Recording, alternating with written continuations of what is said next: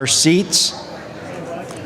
Last session of the day today is Innovate Ohio Platform, technology that enables improved service delivery for Ohioans.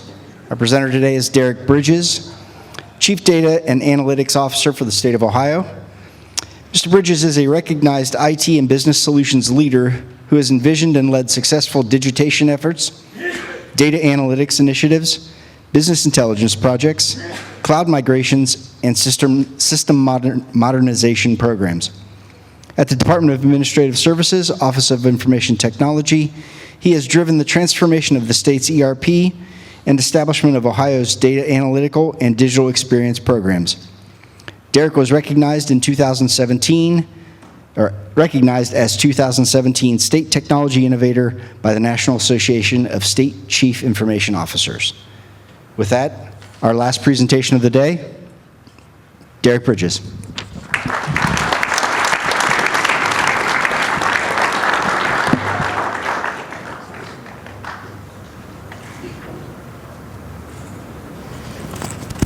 Hello.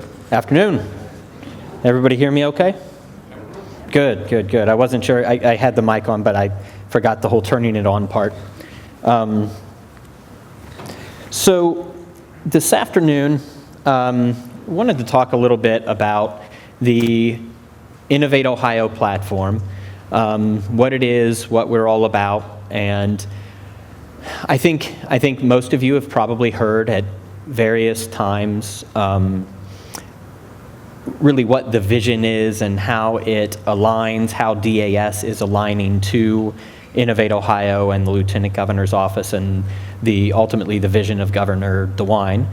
And kind of take it from that perspective, digging in a little bit, since this is a technical audience, into what the technologies are that we have, what are the capabilities that we have, because I think it's a big platform and a big set of concepts, and I think most folks, as we go and tour around state agencies, people have seen bits and pieces and been trained on bits and pieces and exposed to bits and pieces. So I wanted to start this afternoon by really just backing up and talking about what the platform is as a whole and what this is all about. So right out of the gate, I'm sure at times many of you have heard the Lieutenant Governor talk about the vision is ultimately, best case scenario, to keep people from having to show up and do business in person with the state wherever possible. So we want to try to digitize our interactions, and that makes good common sense, right? What we're trying to do is keep up with the expectations of customers out there in the world. As the commercial sector continues to digitize, our customers, ultimately their expectations go that direction, where they don't want to be bothered with having to come see us in person. Certainly not government offices. Nobody really wants to do that in most cases. There are some instances, of course. Obviously, visiting one of our state parks is better in person than virtually. The Department of Rehab and Corrections would just as soon, if you have a date with Rehab and Corrections, it's probably best that you show up in person. So there are some things that we have to do in person, but wherever possible, we want to try to give people the choice, right? So if you particularly relish a trip to the Bureau of Motor Vehicles, there will still be a BMV for you. But what we want to try to do is offer people options. Give them what they're afforded out there in the rest of their lives dealing with commercial entities, and that is digital interaction. Ultimately, what that means is the Innovate Ohio platform is our mission as a whole can really be broken down into two things, and they are in fact not separate but very, very interrelated, and that is customer-centric and data-driven. And when we say that, ultimately what we mean there is, customer-centric, you all get what that means. Let's make this all about the customer. Put the customer at the center of what we do. I'm sure all of us have seen around state programs, state websites, lots of other places, and this is not unique to Ohio. This is not even really unique to government. It's something that a lot of organizations struggle with. But this idea, the phenomenon, I guess, of our digital presence and the face that we show to our customers being oriented around how we see ourselves. Right? So instead of, so if you look at, and I'll just use a simple example, when you look at state websites, just go to any state websites, particularly those that have not already migrated to the Innovate Ohio platform, because I'd like to say that those who have migrated to the IOP, you're going to see a better experience. But look at a lot of state websites or government websites in general, and what you'll see is a digital presence that's organized along the lines of the table of organization of the agency or the division or whoever the org is, right? So it's written very much and presented very much from the perspective of the organization, without real regard for how the customer sees us. And one of the really big one of the big things we're trying to solve for here is we want the reality is the average customer out there, the person out in the public, doesn't really see or care about the difference between agency A, B, C, and X, Y, Z. To them, you're the state. Right? And moreover, they may not even really care too much between the differentiation of state and county and everything. Your government. Right? So thinking about this, what we're trying to do is provide tools, capabilities, and other things to help organizations transition to be more centered around their customers and to present their services and in fact mold their programs to fit the perspectives of the people that they serve. That's ultimately the customer-centric side of what we're trying to do. On the data-driven side, this one I believe should be fairly self-explanatory. We sit on mountains of data as a state, and no one knows better than ODOT that the mountain that is this big is about to become much, much, much, much bigger, right? We are, the data just in terms of volume that the state is processing right now as we transition into an increasingly IoT kind of world, it gets orders of magnitude, in fact, exponentially larger, and will just continue to grow and grow and grow and grow if you believe the, leading literature in that domain. So with that, obviously comes an opportunity. So we have the opportunity to use that data to better serve our customers. And so a lot of times we take these things and we go, okay, great, customer-centric, data-driven, that's awesome.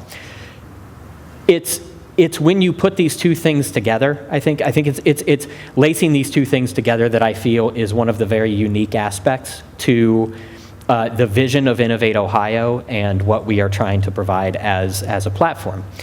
And that is to say, if you think about this, the more data that I collect and have on you, the better customer service I can provide you. And the better the digital experience that I provide to you, the more and better data I harvest, which in turn feeds more analytics, which turn feeds more better customer service, and on and on and on and on and on, right? So eventually you get to much more personalized, much more directed, and much more responsive and timely customer service because you have better visibility into the customer you're trying to serve. Now, obviously, in a lot of cases, that, just talking statewide, that comes with concerns about privacy and consent and things like that, because we do, in fact, collect data many times on human subjects and those kinds of things. So we do have to be mindful of that people need some degree of choice into what data the state retains in a lot of cases and how we use it. But I say that to say these things feed each other and will continue to do so. So as we talk about the Innovate Ohio platform, there are two basic components to this. There is the customer experience side and there's the data analytics side. So you'll notice now what I'm transitioning to is what we refer to as product families. So we're getting now from the way the platform is organized in accordance with our two-part mission, so customer-centric and data-driven. That means we have customer experience capabilities and data and analytics capabilities. Within customer experience, and I, there are probably a lot of you who have heard bits and pieces of this. What I want to make sure is everybody has heard all of this. So within the customer experience side of the house, we have digital identity and user experience. These things, for those of you who were around before, you probably knew their predecessors, ODX or Ohio Digital Experience. That is what the DX side of the house grew out of. We have, with the alignment to the vision of the new administration, we have significantly extended our capabilities and the integrations that we have inside and outside of the platform. So I would encourage everybody, if you haven't talked to us since January, we should probably chat again, because there is a lot of new stuff in the toolbox on that front. So digital identity provides identity management for the inside and the outside world, so internal and external. Those of you who have logged into MyOhio, you have used the OHID workforce. There is also an OHID, no workforce, just OHID, that is for the outside world. As of right now, there are about 1 million of Ohio's citizens, about 1 million people out there, that have an OHID, that use it to log into a variety of different systems. Ultimately, the vision of the ID is to allow people basically to take all of the state's workforce and allow them single sign-on into all of the state's systems, of which the number we throw around is about 1,600. It remains, those things are, systems are falling off and being added on across the state all the time. So rough order of magnitude, about 1,600 systems. So we want to provide the single sign-on for Ohio's workforce, for you guys, to get into all these systems as administrators, program people, so on and so forth. And we also want to provide that single sign-on to all of the public.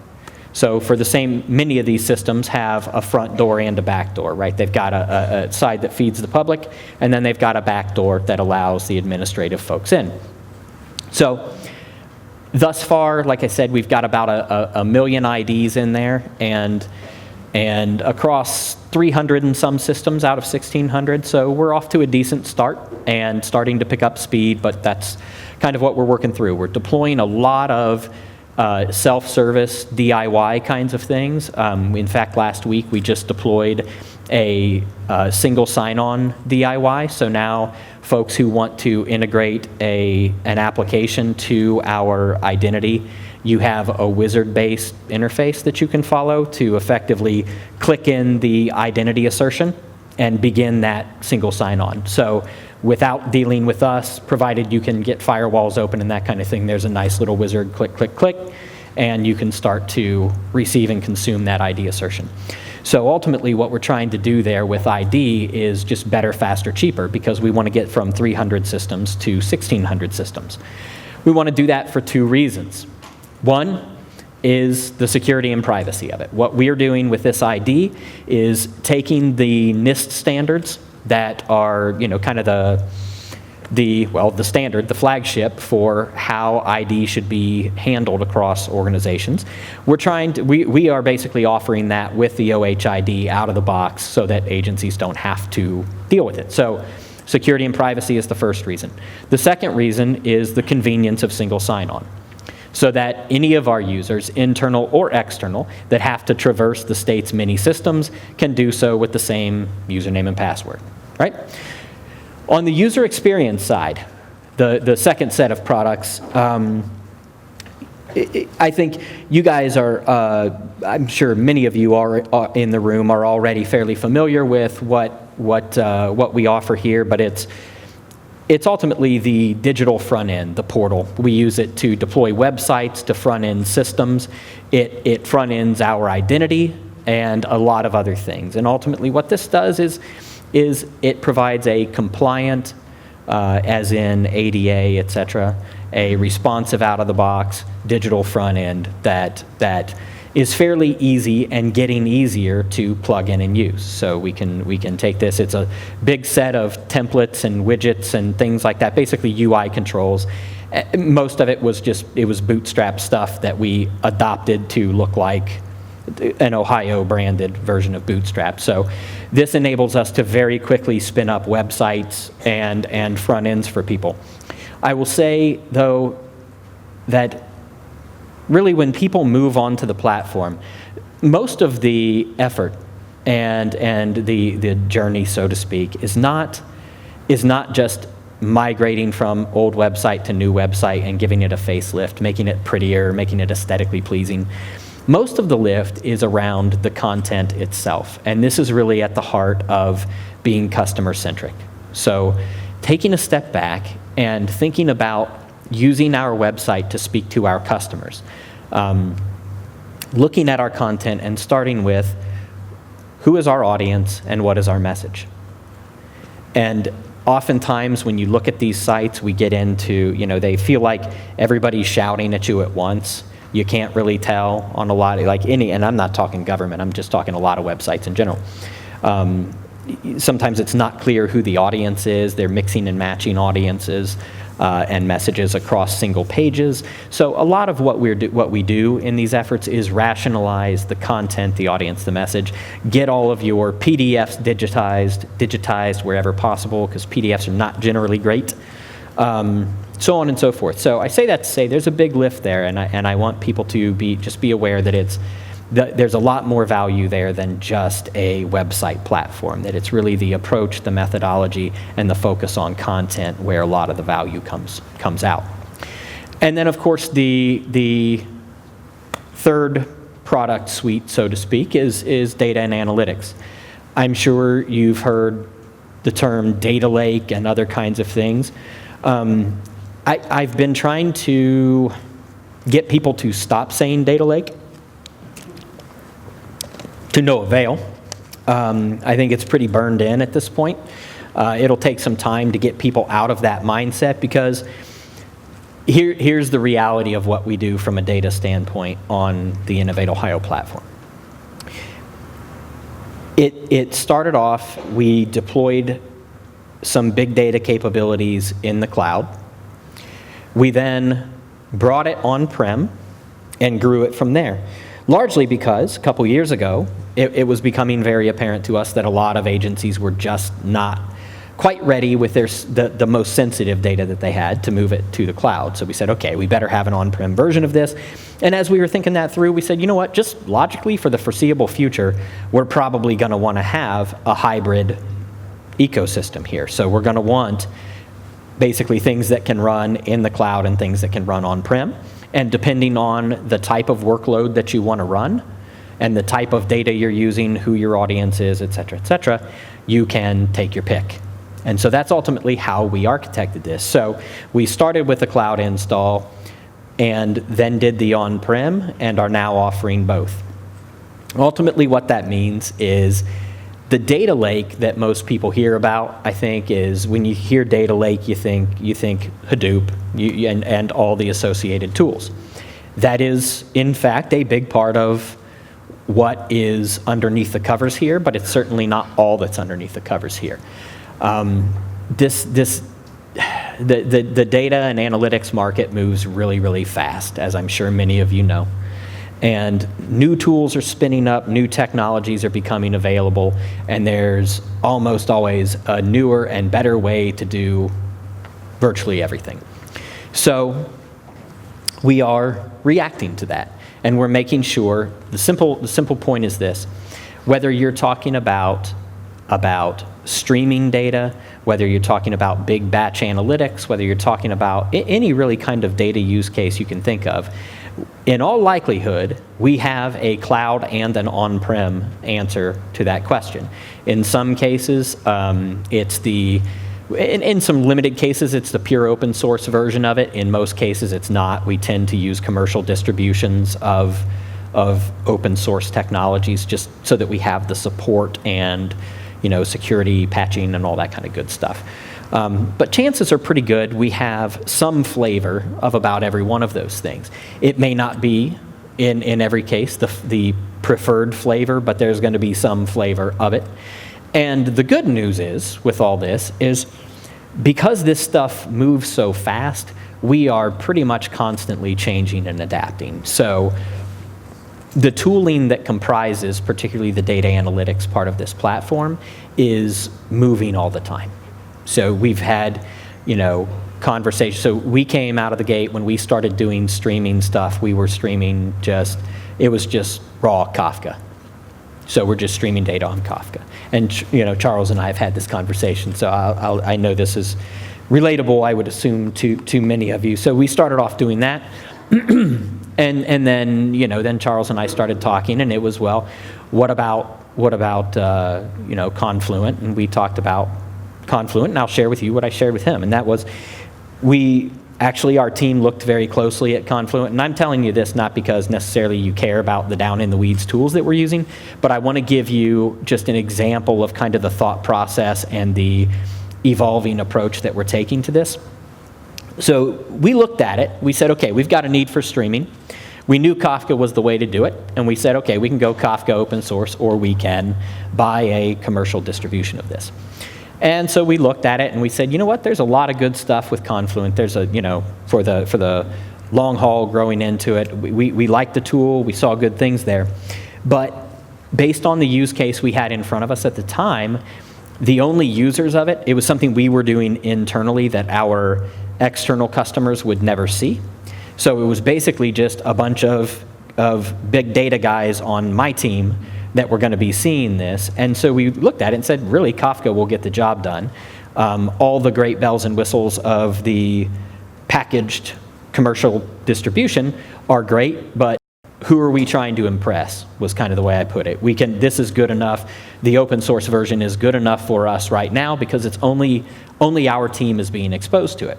So we went ahead and we went forward with the open source version of it because it's quick, fast, cheap, and it met our needs. Now we know, long term, we may get to a point where we want, as more folks come online, obviously ODOT is one of them. There are other organizations, programs that have started looking at more, streaming data needs and things like that. We may evolve that direction, and we always keep that option open. So when I say that as just a point to reiterate what I said earlier, that I think we have, for most data cases, an answer, and if we don't, we're very open to it. So I won't belabor these, but this is just touching on some of when I talked about those product families, what we do is we break the product families into individual products. I'll start where folks are probably most familiar. You see the OHID and the OHID workforce logos on the left-hand side. These are the three products within the digital identity stack. Within the user experience stack, MyOhio, I hope, is familiar to everybody. I would presume it is. But there is also a portal builder, which is our quick way of deploying websites and other front ends. Site Analytics Digital Toolkit, and then I want to touch on the Web Apps platform, which is now becoming Web Forms. This is something that is a very, very quick API-based way to deploy dynamic digital forms and get out of the paper, either fill and sign or online PDF, so on and so forth. On the analytics side, you've got data integration, so we've got a boatload of tools that we use to ingest data into the Innovate Ohio platform, and I'm not going to go through and read all the SKUs to you and tell you which all products we've got, because there are a lot of them. But within that suite, there's a whole bunch of stuff that we use to get data from A to B into the Innovate Ohio platform. Once it is in there, there is the data management set of products, which is how we handle our data curation, either in batch or streaming on the fly, so doing data transformation in flight and processing in flight streaming data. We handle our data So all of the security and auditability. We are in the process now of rolling an inventory and catalog, and on and on and on and on. So again, if you think about data management capabilities, there's probably something in there that is addressing some or part, and we are always interested in hearing about gaps that we don't have. And then ultimately, applied analytics. And when we say applied analytics, what we mean is no research for the sake of research or random acts of research or whatever. Though, research is great, but ultimately what the public, what our customers care about is the action we take coming out of those analytics. So when we say applied analytics, the applied is really where the emphasis lies. What we want to do is get some sort of actionable outcome and then take action. So in that applied analytics box, there are a lot of things that we have at our disposal. If you're talking visualization, there's Tableau, there's Power BI, and when you're talking like statistical analysis, long story short, there are a lot of tools, and my take on this has always been within reason. I'm kind of a bring your own tool advocate. So I'm not really interested so much in what tool you use to do analytics, so much as I'm interested in you doing analytics and our organizations benefiting from that. So I care more about the analytics and the outcomes than I do about the tool, which means when it comes to statistical models, if you're a SAS guy, use SAS. If you're an R guy, use R. It really doesn't matter to me. So what we are always trying to provide is an open and agnostic, but a secure platform for people to be able to plug in and run what they want. So ultimately, what we are trying to do is either capture or connect, and I distinguish between those two things, because sometimes we want to physically move data, sometimes we just want to connect data in real time and call it on demand. So we want to capture or connect data, basically make it available so that agencies can use it, that it can be shared across agencies when appropriate or useful, and that people can get at it in a timely manner and in a manner that makes sense to their business objectives. So in other words, and this is where I say I don't want to get into setting standards for how we do data visualization or standards for how, this tool versus this tool, because frankly, that's not what is important. What's important is the outcome we get to. So what we're trying to do is facilitate that and create that data ecosystem that allows us to use our tools of choice and our approaches of choice to get in and make sense of that data. So that's where we are trying to be as flexible as is humanly possible. So all that said, what that means is as you guys are looking at your digital strategy, as you are looking at your data strategy, I think the best thing to do is for us to just stay in touch. I hope you really, I would ask that you think about the customer-centric and data-driven mission that we have, because that mission is very much derived directly from Innovate Ohio and the vision of Governor DeWine. So we are, aligning with them. I would encourage everybody to think about things from the perspective of our customers and think about how we can better serve them. And I, whether we're talking digital or we're talking data, the people that we serve are more important than the organizations that we serve.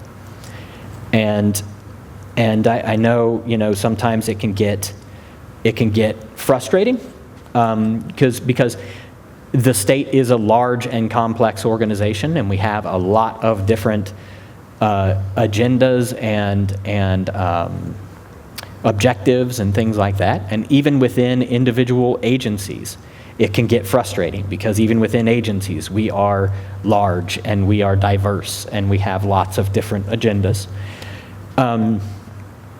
But I think if we keep returning back to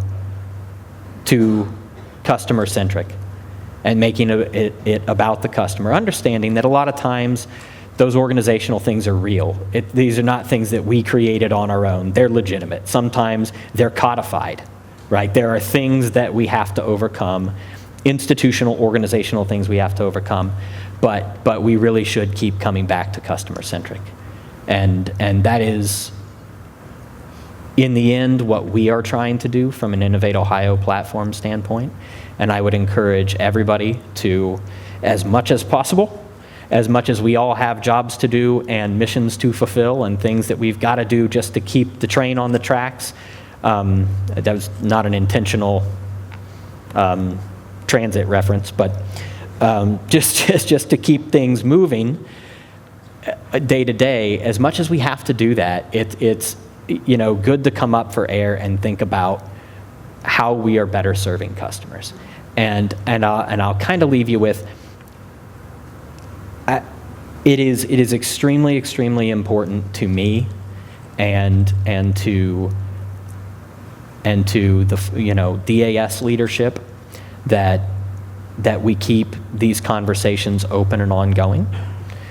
And I sincerely hope and would invite everybody, please, please, please, if you have not had a chance to sit down and talk with our team, I strongly suggest you do so. We spend a lot of our time coming out and talking with folks, and the vast majority of, we started off in a general direction with this, right? So we had our mission and we had some ideas about how to get there, but a whole lot of the, decisions of do we use this tool or that tool, do we go this way, do we go that way, in getting to that mission comes from conversations with state agencies, right? We spend tons and tons and tons of time doing that.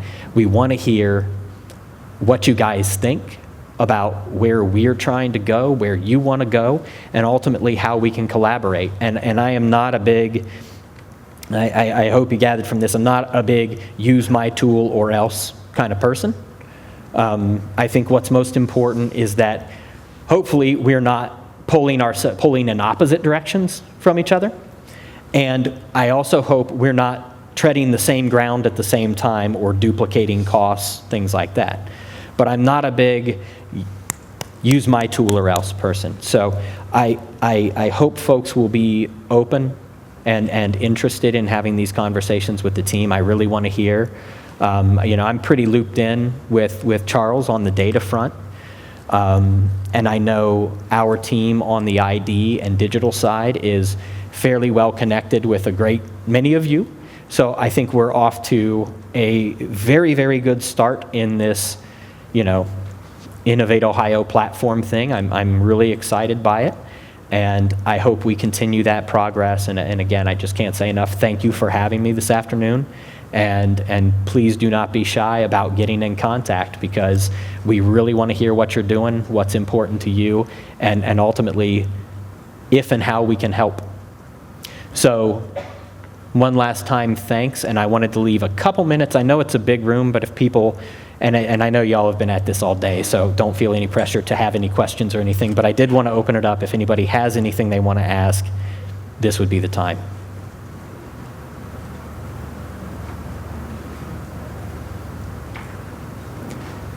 Hard to believe it's 4:30, huh? So seeing no hands, I'm going to assume that is a motion to adjourn for the day. Sort of. Yeah. But we want to thank you. Thank you. Thank you. Appreciate it. Welcome to join us. We're about to eat. In just a few minutes, we have to drink meat. Oh, good. So this is for you. All right.